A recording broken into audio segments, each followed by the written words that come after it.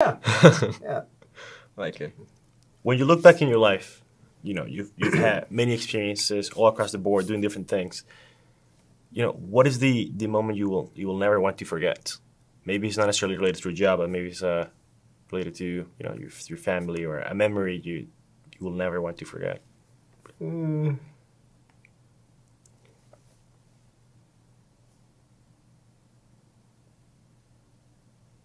I don't know. That's kind of a hard one to answer because there have been more than one.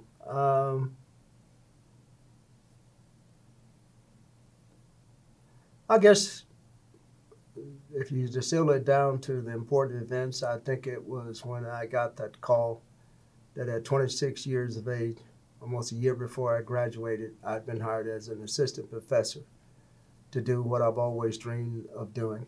I didn't plan on doing any of this presidents and chancellor stuff. The only thing I've ever planned was to be the best professor that I could be.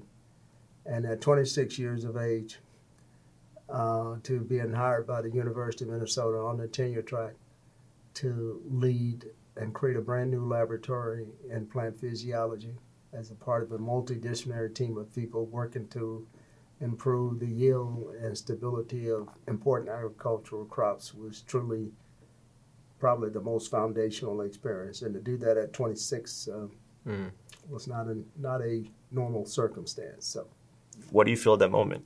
Do you feel that, you know, working through, you know, high school to save up for college, all these struggles that you've had, you know, trying to pay for college and everything else, do you think it was worth it? Like what do you feel at that moment? Absolutely. I felt great sense of pride, great sense of honor, you know, in multiple ways, not only because there are not a lot of folks in my discipline that look like me, and to be the first African-American hired to be in a scientific role of this nature at the University of Minnesota, one of the additional great land-grant universities, urban land-grant universities, and so it's a great sense of satisfaction and great sense of pride that the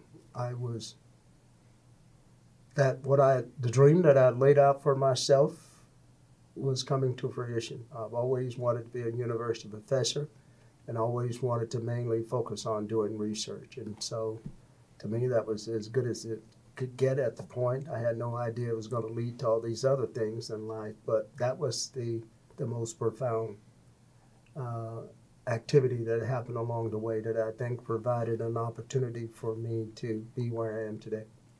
I find surprising that you didn't want to be a TikToker or YouTuber back then. No, I don't think they had those. They probably would have said, "Tick who and you what?" No, if I had been, then you've been interviewing me from my $1 billion jet flying around the world. Maybe. In your studio. Yeah, right.